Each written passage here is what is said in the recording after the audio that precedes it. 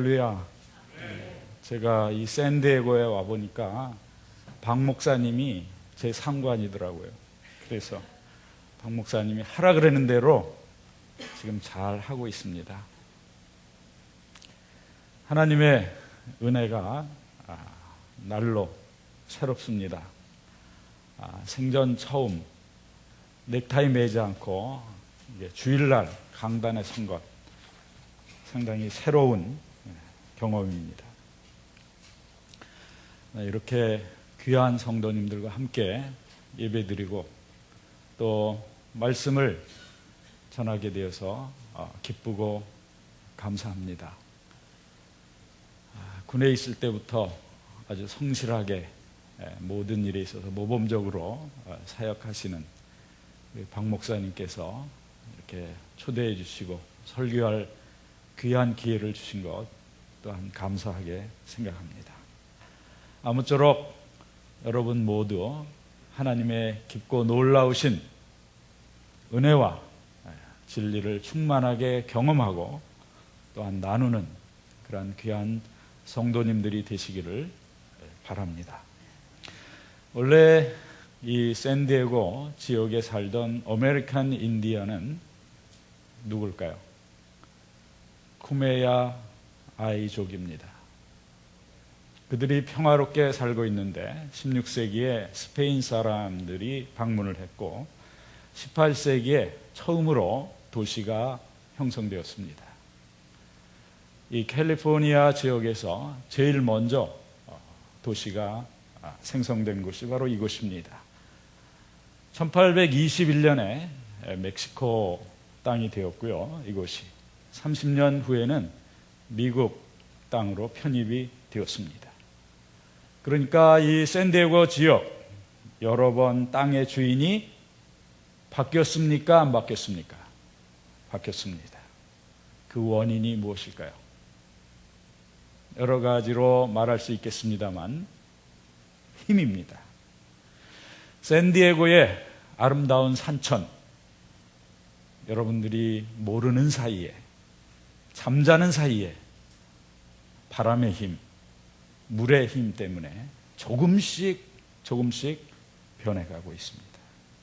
이 힘이라고 하는 것이 세상을 움직이고 있습니다.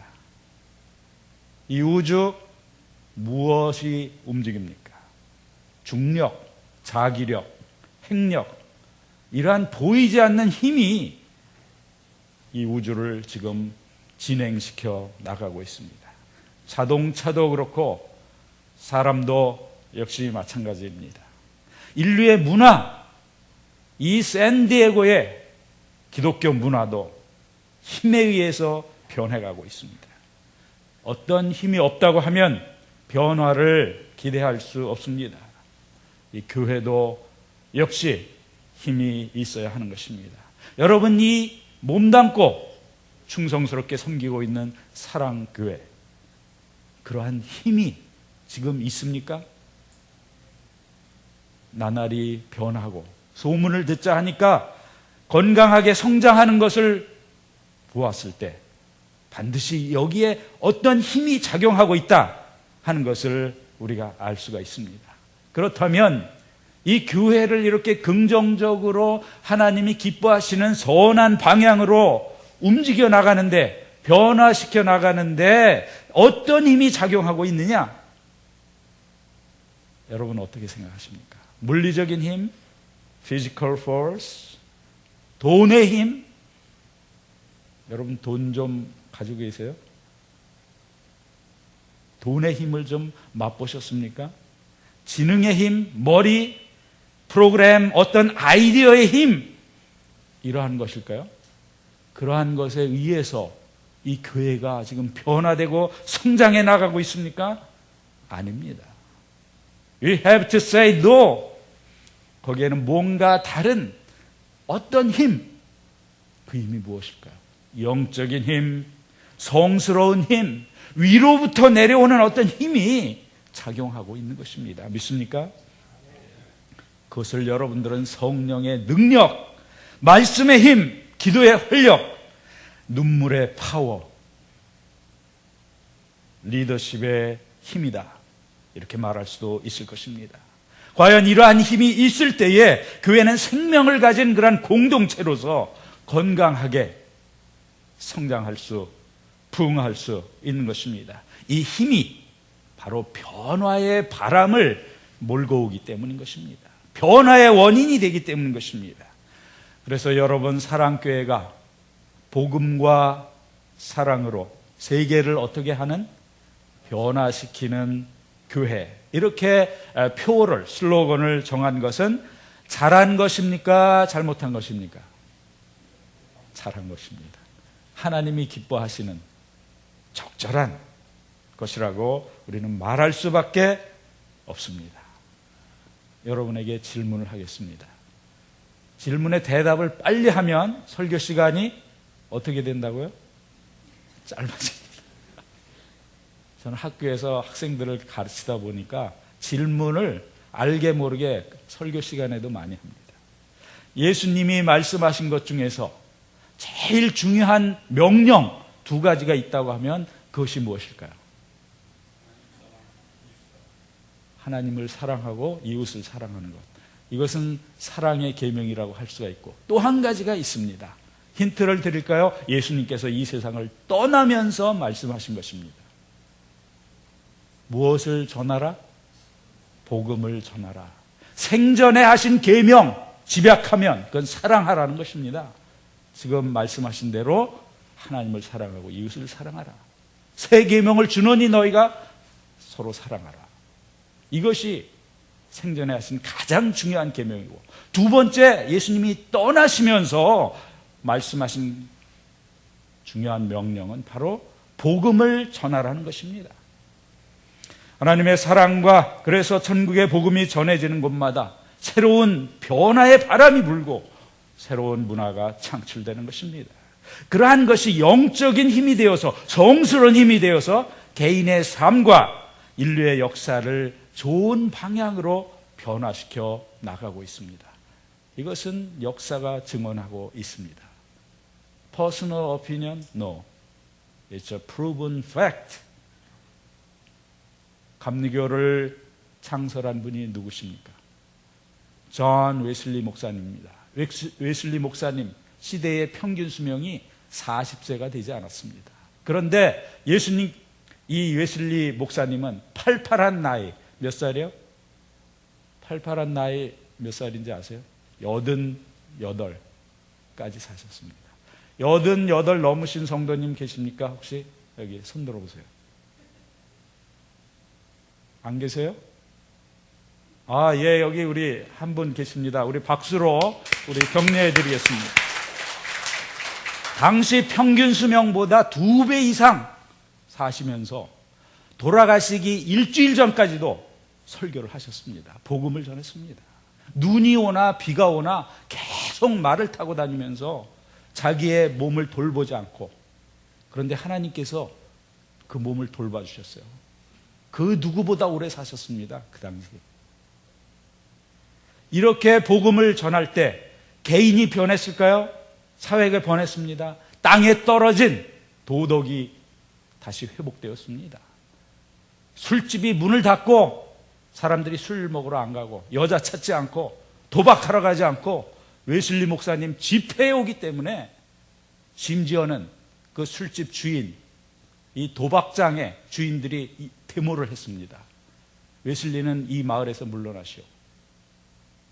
엄청난 변화의 바람이 불었습니다. 이 힘이라고 하는 것은 인간이 스스로 만들어낸 그러한 힘이 아니라 위로부터 오시는 성령의 역사로 나타나는 거룩한 힘인 것입니다. 사도행전 1장 8절에 예수님께서 그런 말씀을 하셨죠. 그것은 영적인 힘이고 세상을 새롭게 보도록 만드는 힘입니다. 진정으로 이 사회를, 개인의 삶을 변화시키고 삶의 의무와 목적을 깨닫고 행복하게 살도록 우리를 밀어붙이는 그러한 힘인 것입니다. 여러분에게 이 힘이 있습니까? 오늘 말씀에 의하면 제자들이, 누구의 제자요? 예수님의 제자들이 그러한 힘을 가지고 복음을 담대히 전했습니다. 목숨을 걸고 예수님의 부활을 증언했습니다. 이러한 힘을 얻어서 세상을 변화시키는 하나님의 역사에, 재창조의 역사에 동참하시는 분들이 되시기를 바랍니다. 그런데 문제가 있습니다. What's the problem? 문제가 뭘까요? 우리가 어떻게 그 힘을 얻을 수 있느냐 하는 것입니다. 우리 박 목사님께서 설교를 통해서, 성경 공부를 통해서 여러분들에게 잘 전해주셨을 것입니다. 그 가운데 중요한 것만 몇 가지 말씀드리겠습니다. 무엇보다 먼저 우리는 힘의 원천과 연결되어야 합니다. 뭐라고요? 힘의 무엇과 연결되어야 된다? 원천. 그러면 힘의 원천이 무엇일까요? 그 힘의 근원은 바로 창조주 하나님이신 줄로 믿습니다. 컴퓨터가 편리하지만, 여러 가지 기능을 갖고 있지만, 여러분, 이 컴퓨터에 전기가 연결되지 않으면 이 컴퓨터가 뭐야? 무용지물, 애물단지입니다. 다 같이 따라해서. 무용지물, 애물단지. 모르는 우리 어린이 청년 있어요? 옆에서 통역해 주세요. 우리가 스스로 이러한 거룩한 힘, 영적인 힘을 갖는 게 아닙니다. 모든 힘의 원천이 되시는, 모든 선한 것을 우리에게 주시는 그러한 하나님께 접속되어야 된다. 어떻게 되어야 된다? 접속이 되어야 된다 하는 것입니다. 이 말이 무슨 말일까? 하나님께 초점을 맞추고 하나님 중심으로 하나님께 의지하며 살아가야 된다 하는 것입니다. 이러한 영역을 얻어서 승리하며 우리가 열매 맺는 생활을 할 수가 있습니다. 그렇다면 우리가 어떻게 이 힘의 근원이 되신 하나님과 연결이 될 수가 있을까요? 우리를 하나님과 연결시키는, 그래서 우리에게 진정한 힘을 공급하시는 분은 바로 성령님이십니다. 예수님께서 제자들에게 약속을 하고 예언을 하셨습니다. 무슨 예언을 하셨을까요? 성령을 보내주실 것이다. 그리고 내가 세상 끝날까지 이 성령님을 통해서 너희와 함께 있을 것이다. 이런 예언, 약속을 하셨습니다. 이러한 것들이 성취되었습니까? 오순절에 성령이 강력한 방식으로 신비하게 강림하셨습니다. 제자들은 아주 큰 힘을 얻어서 복음을, 예수님의 부활을 담대하게 전하게 되었습니다. 그 어떤 장애물이나 죽음의 위협도 그들의 가는 길을 막을 수가 없었습니다. 이러한 제자들의 모습은 사도행전에 잘 기록되어 있습니다. 백성의 지도자들이 베드로와 요한이 기탄 없이 말하는 것을 보고 원래 무식한 사람인 줄 알고 이상하게 생각했다. 벌을 주려고 하였지만 제자들을 통해서 치유를 받은 사람이 함께 있었기 때문에 그냥 경고만 하고 놓아주었다. 간구하기를 마치니 모인 곳이 진동하고 그들이 모두 성령이 충만하여 담대히 하나님의 말씀을 전했다. 바울은 힘을 더 얻어서 예수가 메시아여 구세주임을 증명하고 다마스커스에 사는 유대인들의 생각을 굴복시켰다. 무슨 말입니까? 유대인들의 그 위선적이고 그저 하나님에 대한 그 잘못된 신앙 지식, 이러한 철학 사상, 이러한 것들을 굴복시켰다. 그러한 것들을 새롭게 바꾸어 버렸다. 이렇게 증언하고 있습니다. 다음으로 하나님의 말씀이 힘이 됩니다. 무엇이 힘이 된다고요? 하나님의 말씀. 어떻게 그 말씀이 힘이 된다는 것일까요? 우리가 성경을 깊이 알게 될 때에 삶에서 만나는 여러 가지 다양한 문제들을 잘 해결할 수 있습니다. 마음속에 말씀을 많이 간직하고 있을 때, 시험이 올 때 넉넉하게 우리가 대처할 수 있습니다. 우리가 주님의 말씀을 잘 듣고 기꺼이 순종하려고 한다면 목자 되신 하나님께서, 여호와께서 우리를 때로 쉴만한 물가로, 푸른 초장으로 인도하실 것입니다. 그래서 시편의 기자는 주님의 말씀이 내 길의 등불이라 이렇게 고백하고 있습니다. 그렇습니다. 이 하나님의 말씀은 빛이요 힘입니다. 다윗은 시편 19편에서 좀 더 자세하게 이런 면에 대해서 설명하고 있습니다. 주님의 말씀은 완전하여서 사람의 영혼을 소생시킨다. 주의 계명은 신뢰할 만한 것으로서 어리석은 자를 지혜롭게 한다. 여호와의 명령은 옳은 것이므로 우리의 마음에 기쁨을 준다. 무엇을 준다요? 기쁨을 준다. 주님의 율례는 빛나는 것이므로 우리의 눈을 밝게 해준다. 과연 하나님의 말씀은 지친 영혼을 새롭게 하고 그에게 새 힘을 줍니다.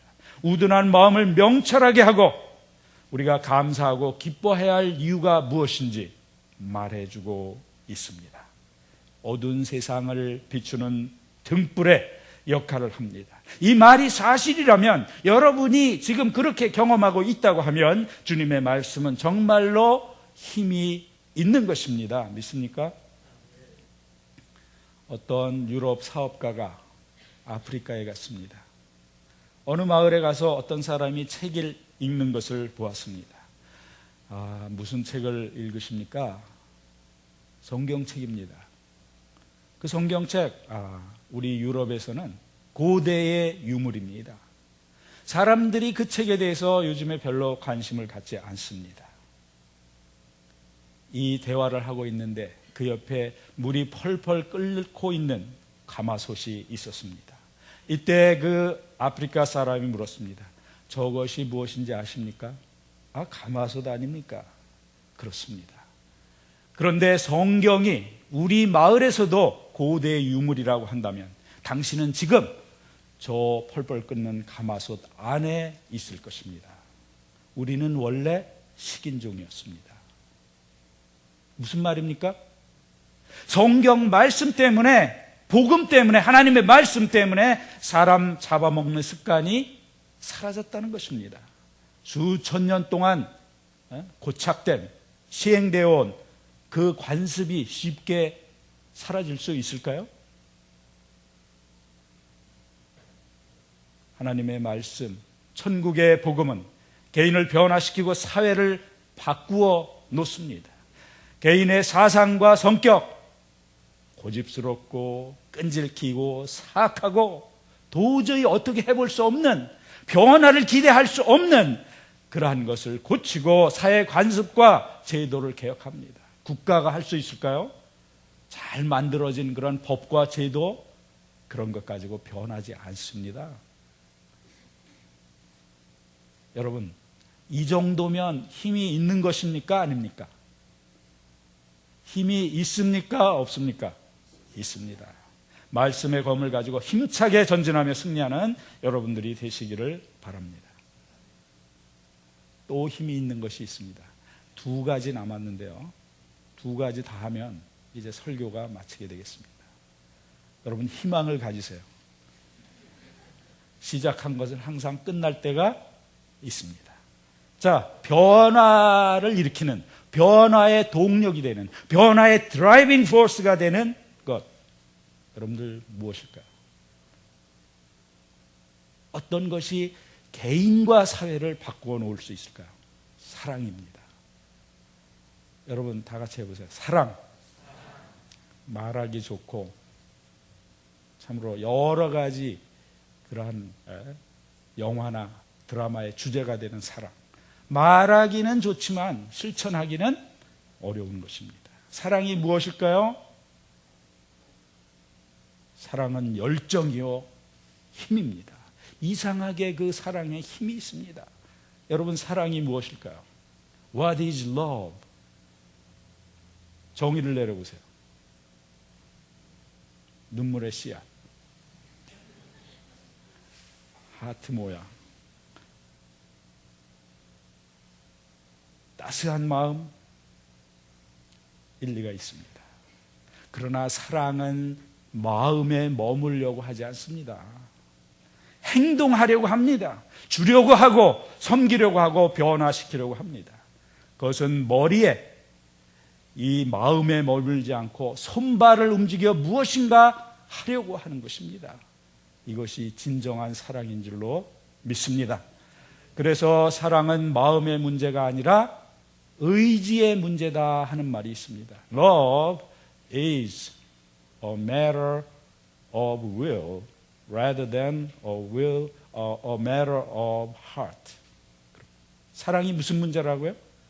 행동의 문제, 의지의 문제라는 것입니다. 이러한 것을 보여주신 하나님의 사랑, 엄청난 힘을 발휘하고 있습니다. 하나님께서는 이 사랑 때문에 인류를 구원하기로 결정하셨습니다. 사람들을 불쌍히 여기셨습니다. 참된 자유를, 행복을 주려는 마음을 갖게 되었습니다. 하나님께서 거기서 멈추었습니까? 영혼의 정막 속에서 신비의 베일에 가린 채 이 세상의 역사를 좌지우지하셨습니까? 이 세상 속으로, 이 죄악이 관영한 이 사람들이 있는 곳으로 예수님을 보내셨습니다. 하나님께서 take action 한 것입니다. 행동을 취했습니다. 그 사랑하는 마음을 표시를 했습니다. 요한복음 3장 16절에 뭐라고 말씀하고 있어요? 다 같이 외워보겠습니다. 하나님이 세상을 이처럼 사랑하사 독생자를 주셨으니 이는 저를 믿는 자마다 멸망치 않고 영생을 얻게 하려 하십니다. God so loved the world that He sent His only begotten Son, that whoever believes in Him shall not perish, but have eternal life. 앞에 보면 하나님께서 그렇게 하늘만큼 땅만큼 God so loved the world. 하나님께서 그렇게 세상을 사랑하셔서, 인류를 사랑하셔서 어떻게 하셨다고? 독생자 예수님을 보내주셨다. 결정을 하시고 행동을 취하셨다 하는 것입니다. 십자가의 희생제물이 되셨습니다. 결국에 인간을 구원하려는, 인간을 행복하게 하고 자유롭게 하려는 그러한 결정적인 그 하나님의 의지와 열정을 보여주신 것입니다. 나타내신 것입니다. 그 결과 이 세상이 변했습니까? 하나님께서 그렇게 놀라운 희생을 치르셨는데 뭔가 좀 세상이 변해야 될 거 아니야. 변했습니까? 그렇습니다. 유명한 여류 신학자 줄리안 오브 노리치, 이 줄리안이 이렇게 말했습니다. 예수님께서 십자가에 돌아가신 것은 우주적 산고의 순간이다. 이게 무슨 말이에요? 뭔가 새로운 생명을 잉태하기 위해서 고통스러운 이 세상을 변화시키고 새롭게 하기 위한, 재창조하기 위한 고통의 순간이었다. 남자 신학자들이 그런 말 한 사람 없어요. 여자이기 때문에 그 여성의 그 민감성을 가지고 이렇게 멋있게 표현했습니다. 나폴레옹이 뭐라 그랬어요? 나는 칼로 세상을 잠시 정복했지만 예수님은 사랑으로 이 세상을 영원히 정복했다. 영원히요? 잠시? 영원히. 예수님을 통해서 바꾸어진 이 세상, 변화되어가는 이 세상을 묘사한 그러한 유명한 말들입니다. 사실 예수님 이후에, 이 초대교회 이후에 이 세상은 돌이킬 수 없는 변화의 과정을 밟고 있습니다. 변화의 바람이 불고 있습니다. 이 변화의 과정, 변화의 주역이 무엇일까요? 바로 복음과 사랑입니다. 복음이 전해지고 그래서 사랑이 나타나는 곳마다 아름다운 변혁이 일어나고 있습니다. 여러분, 이 일에 사랑교회가 앞장서고 있습니까?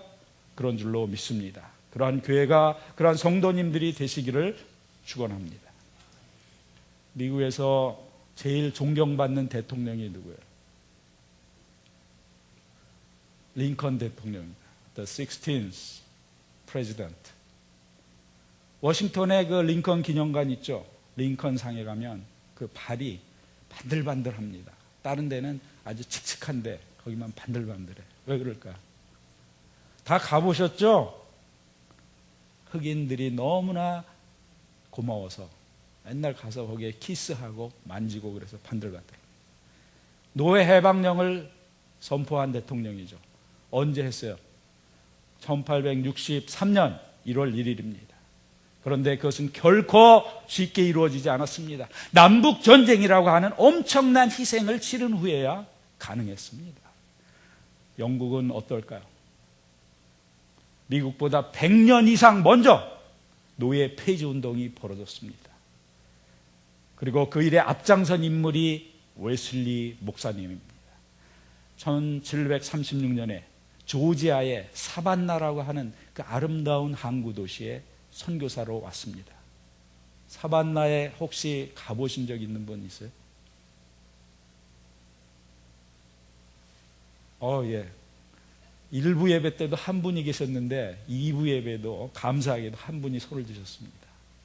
거기 네 거리마다 다 이렇게 조그만 정사각형 그 공원이 있는 거 보셨죠? 거기에 웨슬리가 사역하던 교회도 있습니다. 1년 9개월 동안 사역하는 동안 이 웨슬리 목사님이 사우스캐롤라이나의 찰스톤에 갔습니다. 거기서 노예 시장을 보고 큰 충격을 받았습니다. 이 노예제라고 하는 것을 이렇게 규정했습니다. 극악 무도하고 저주해야 할 일들의 총합이 바로 노예제다. 그렇게 생각하면서 노예 폐지 운동에 앞장섰습니다. 웨슬리가 소천하기 일주일 전에 윌리엄 윌버포스에게 편지를 보냈습니다. 이 윌리엄 윌버포스라는 사람은 당시에 젊은 국회의원이었고 독실한 기독교인이었습니다. 노예 폐지 운동에 앞장선 인물입니다. 그 편지 가운데 이런 말이 나옵니다. 친애하는 선생님, 훨씬 더 젊은 사람인데 이렇게 표현했습니다. 하나님이 일을 하도록 당신을 세우지 않았다면 당신은 사람들과 마귀들의 저항 때문에 지쳐버릴 것입니다. 그러나 하나님이 당신 편이라면 누가 당신에게 대항할 수 있습니까? 아프리카의 노예가 사라지는 그날까지 하나님의 이름으로 그의 능력으로 힘차게 밀고 나가세요. 청년 시절부터 당신을 인도하신 그분이 계속 힘 주시기를 바라는 것이 당신에게 애정을 가진 이 종의 기도입니다. 드디어 국회에서 노예제 찬반 논쟁이 벌어졌습니다. 윌버포스가 자신에게 이렇게 메모를 남겼습니다. 내가 지혜와 힘과 설득력을 위해서 하나님을 바라보는 것이 좋을 것이다. 내가 이 토론에 성공한다면 모든 영광을 하나님께 돌릴 것이다. 그러나 실패한다면 당신의 뜻이 이루어지이다. 이렇게 마음으로부터 말할 것이다. 그 토론에서 그는 실패했습니다. 그러나 그가 멈추었을까요? 그는 사랑의 열정, 인류를 평등하게 하나님의 고귀한 자녀로 대하고자 하는 그러한 의지가 강력했습니다. 그래서 열정을 가지고 계속 투쟁을 했고 결국 1807년에 의회 의원들을 설득해서 노예 매매를 금지하는 법을 통과시켰습니다. 미국보다 몇십 년 앞서서 그렇게 한 것입니다.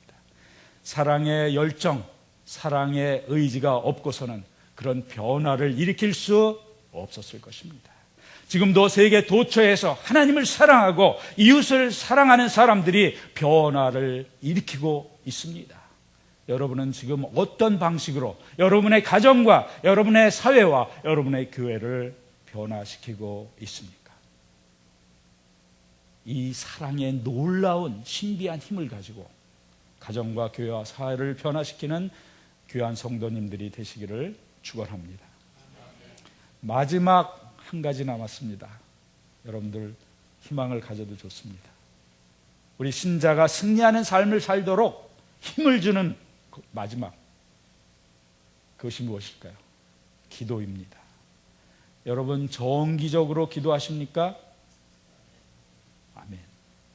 하루에 한 번 하시는 분? 한 분 계시네. 필요할 때마다 기도하시는 분도 계실 것입니다. 얼마나 자주 하느냐, 얼마나 오래 하느냐, 이것도 중요합니다. 웨슬리 목사님은 하루에 항상 새벽 4시에 일어나가지고 2시간 이상씩 기도했습니다. 새벽 4시에 일어나시는 분 있어요? 너무 미안해 하실 필요는 없습니다. 그 당시에는 전기불이 없어가지고 일찍 잠들었거든, 해만 지면. 그래서 새벽 4시에 일어나기가 현대를 사는 여러분들보다는 훨씬 더 쉬웠습니다. 어쨌든 간에 얼마나 자주 얼마나 길게 기도하느냐 중요하지만 더욱더 중요한 것은 어떤 마음으로 어떤 자세로 기도하느냐 하는 것입니다. 피상적이고 마음에 없는 기도 소용없습니다. 시간 낭비예요. It's a waste of time. 기도에는 정성이 들어있어야 됩니다. 기도는 하나님의 마음을 움직일 정도로 열정적으로 해야 됩니다. 단 두 글자로 말한다면 무엇일까요? 세게 해야 된다. 다 같이 따라해서요. 기도는 세게 해야 된다. 기도는 하나님의 실존과 사랑을 확신하면서 드려야 합니다. 아니면 말고 이거 안 됩니다. 이런 면에 있어서 예수님은 우리에게 아주 좋은 본을 보여주셨습니다. 주님께서는 정기적으로, 전심으로, 전적으로 확신하면서 아바, Father 이렇게 외치면서 열정적으로 땀이 피가 될 정도로 기도하셨습니다. 예수님께서는 기도의 능력을 믿었습니까? 안 믿었습니까? 믿으셨습니다. 예수님께서 귀신 들린 자녀를 고쳐주신 적이 있습니다.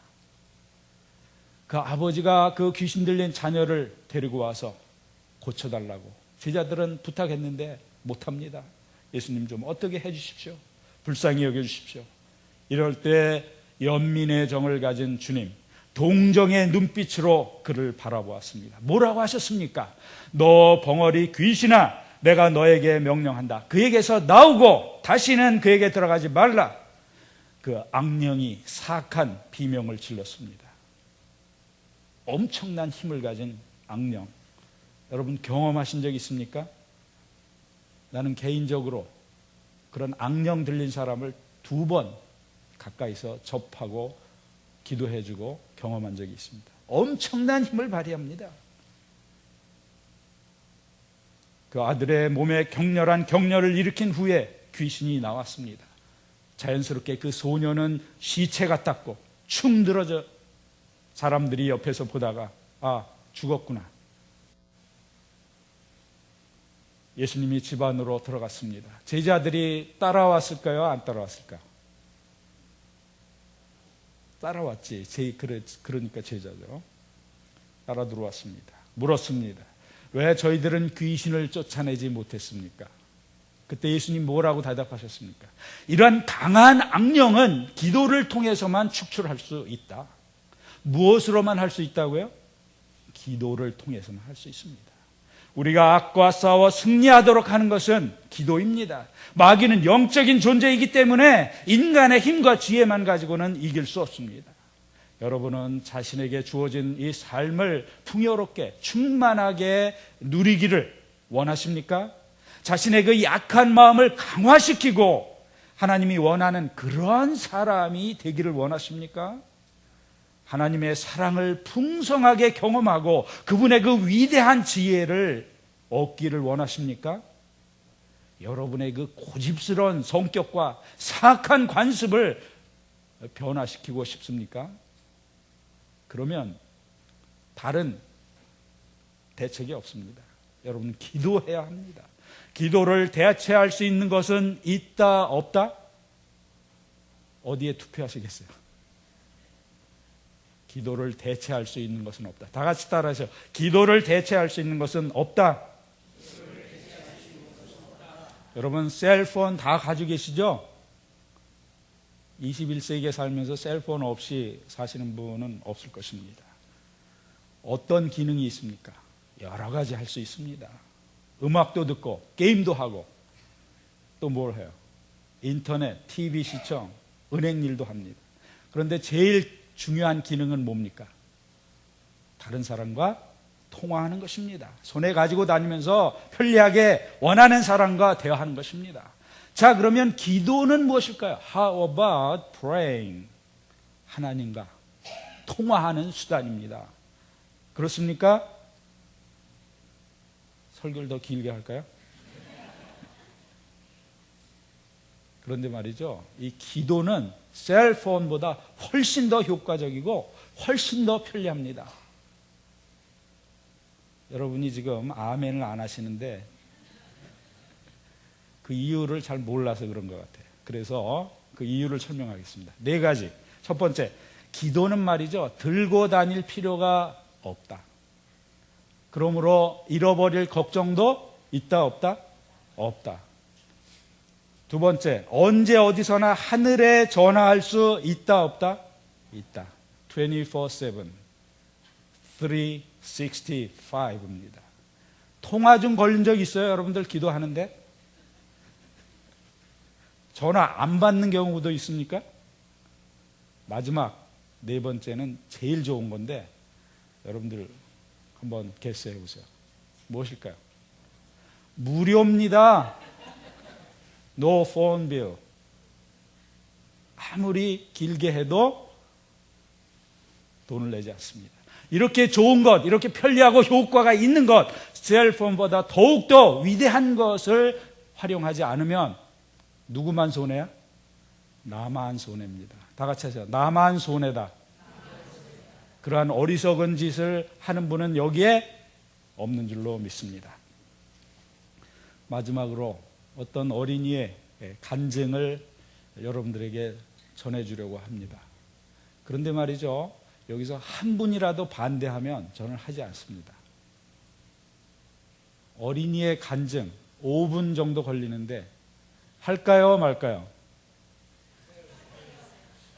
반대하시는 분 아무도 없네. 하겠습니다.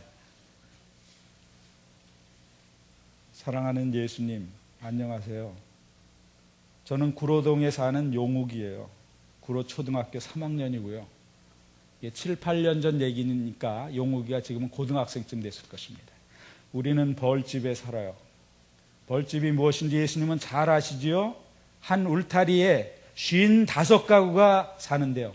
55이라고 모르는 학생이 있나 여기? 55 homes. 방문에 1, 2, 3, 4, 5 번지가 써 있어요. 우리 집은 32호예요. 우리 식구는 외할머니와 엄마, 여동생 용숙이랑 4식구가 살아요. 우리 방은 할머니 말씀대로 라면 박스만 해서 4식구가 다 같이 잠을 잘 수가 없어요. 그래서 엄마는 구로 이동에 있는 술집에서 주무시고 새벽에 오셔요. 아빠는 청동 교도소에 계시는데 엄마는 우리 보고 죽었다고 말해요. 예수님, 우리는 참 가난해요.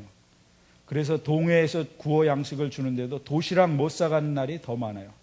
엄마는 술을 많이 먹어서 간이 나쁘다는데도 매일 술 취해서 어린애 마냥 엉엉 우시길 잘하고 우리를 보고 이 애물단지들아 왜 태어났니? 같이 죽어버리자고 하실 때가 많아요. 지난 4월달 부활절날 제가 엄마 때문에 회개하면서 운 것 예수님은 보셨죠? 저는 친구들이 우리 엄마 보고 술집 작부라고 하는 말을 듣는 것이 죽기보다 싫었고요. 매일 술 먹고 주정하면서 다 같이 죽자고 하는 엄마가 얼마나 미웠는지 아시죠? 초등학교 3학년이 쓴 겁니다. 잘 썼죠? 그대로 읽는 겁니다. 지난 부활절날 저는 엄마 미워했던 거 용서해 주세요 라고 예수님께 기도했는데 예수님께서 십자가에서 피 흘리시는 모습으로 용우가 내가 너를 용서한다 라고 말씀하시는 것 같아서 저는 그만 와락 울음을 터뜨리고 말았어요. 그날 교회에서 찐계란 2개를 부활절 선물로 주시길래 집에 갖고 와서 할머니와 어머니에게 드리면서 생전 처음으로 전도를 했어요. 예수님을 믿으며 구원을 받는다고요. 그런데 몸이 아파서 누워 계시는 엄마는 화를 내면서 구원만 받아서 사냐. 집주인이 지금 전세금 50만 원, 월세 3만 원을 더 올려달라고 하는데 예수님이 구원만 말고 50만 원도 주시면 내가 예수를 믿지 말라고 해도 내가 믿겠다. 저는 엄마가 예수님을 믿겠다는 말이 신이 나서 기도한 거 예수님은 아시지요? 학교 갔다 집에 올 때도 몰래 교회에 들어가서 기도했잖아요. 근데 마침 어린이날 기념 글짓기 대회가 덕수궁에서 있다면서 우리 담임 선생님께서 저를 뽑아서 보내주셨어요. 저는 청송에 계신 아버지와 서초동에서 꽃가게를 하면서 행복하게 살던 때 이야기를 그리워하면서 불행한 지금의 상황을 썼거든요. 청송에 계신 아버지도 어린이날에는 그때를 분명히 그리워하고 계실 테니 엄마도 술 취하지 말고 희망을 갖고 살아주면 좋겠다고 썼어요. 예수님, 그날 제가 1등상을 타고 얼마나 기뻐했는지 아시지요? 그날 엄마는 너무 몸이 아파서 술도 못 드시고 울지도 못하셨어요. 그런데 그날 저녁에 뜻밖의 손님이 찾아오셨어요.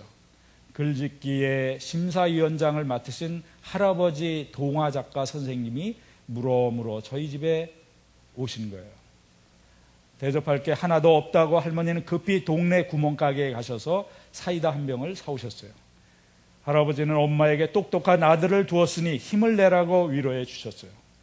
엄마는 눈물만 줄줄 흘리면서 엄마가 일하는 술집에 내려가시면 약주라도 한 잔 대접하겠다고 하니까 그 할아버지는 자신이 지으신 동화책 5권을 놓고 돌아가셨어요. 몇 권이요? 5권. 저는 밤늦게까지 할아버지께서 지으신 동화책을 읽다가 깜짝 놀랐어요. 그것은 다름이 아니라 책갈피 속에서 흰 봉투 하나가 떨어지는 것이 아니겠어요? 펴보니 생전 처음 보는 수표가 아니겠어요? 엄마에게 보여드렸더니 엄마도 깜짝 놀라시며 세상에 이럴 수가, 이렇게 고마운 분이 계시다니 말씀하시다가 눈물을 흘리셨어요. 저는 마음속으로 할아버지께서 가져오셨지만 사실은 예수님께서 주신 거예요 라고 말하는데, 엄마도 그런 내 마음을 아셨는지 용우가 예수님이 구원만 주신 것이 아니라 50만 원도 주셨구나 라고 우시면서 말씀하시는 거예요. 할머니도 우시고 저도 감사의 눈물이 나왔어요. 동생 용숙이도 괜히 따라 울면서 오빠 그럼 우리 안 쫓겨나고 여기서 계속 사는 거예요? 말했어요. 너무나 신기한 일이 주일날 또 벌어졌어요. 엄마가 주일날 교회에 가겠다고 화장을 10개 하시고 나선 것이에요. 대예배에 가신 엄마가 얼마나 우셨는지 두 눈이 솔방울만 해가지고 집에 오셨더라고요. 나는 엄마가 우셨길래 또 같이 죽자고 하면 어떻게 하나 겁을 먹고 있는데, 엄마가, 용우가 그 할아버지한테 빨리 편지 써. 엄마가 죽지 않고 열심히 벌어서 주신 돈을 꼭 갚아드린다고 말이야. 그렇게 하시는 것이 아니겠어요? 저는 엄마가 저렇게 변하신 것이 참으로 신기하고 감사했어요. 고마우신 예수님, 참 좋으신 예수님 감사합니다. 할아버지께서 사랑으로 주신 수표는 제가 커서 꼭 갚을게요. 그러니까 제가 어른이 될 때까지 동화 할아버지께서 건강하게 사시도록 예수님이 돌봐주세요. 이것만은 꼭 약속해 주세요. 예수님, 너무나 좋으신 예수님, 이 세상에서 최고의 예수님을 용욱이가 찬양합니다. 예수님을 사랑합니다. 무슨 이야기입니까 이게 지금? 가난하게 사는 이야기를 제가 하는 거예요 지금? 아닙니다.